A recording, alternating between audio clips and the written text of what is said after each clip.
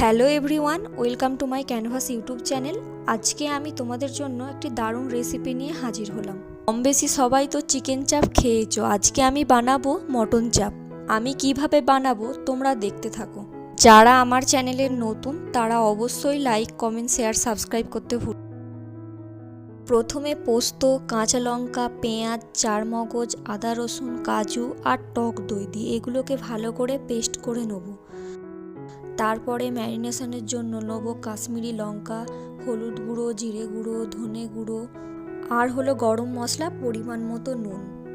আর ঠিক মটনের সাইজগুলো এরকম রাখবে, খুব একটা ছোটও নয় খুব একটা বড়ও নয়, দেখতে ভালো লাগবে তার জন্য।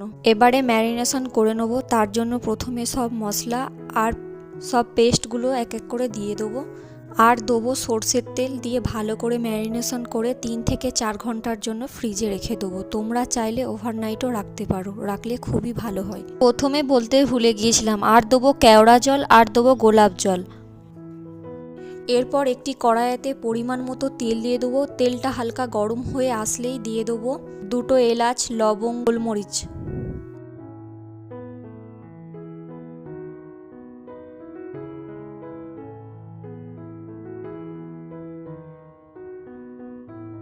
ম্যারিনেশন করে রাখা মটনটাকে দিয়ে আর দেবো 1 ফোঁটা মিঠে আতর দিয়ে ভালো করে কষাতে থাকবো অল্প অল্প জল দিয়ে, প্রায় 1 ঘন্টা মতো।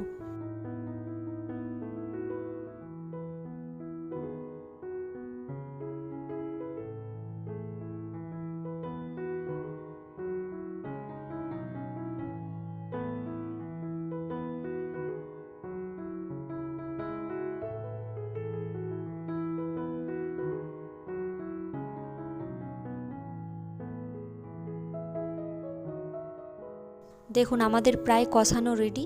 হালকা আছে ফুটিয়ে নিলেই মটন চাপ রেডি। যদি রেসিপিটা ভালো লেগে থাকে অবশ্যই তোমরা লাইক, কমেন্ট, শেয়ার, সাবস্ক্রাইব করতে ভুলো না। টাটা।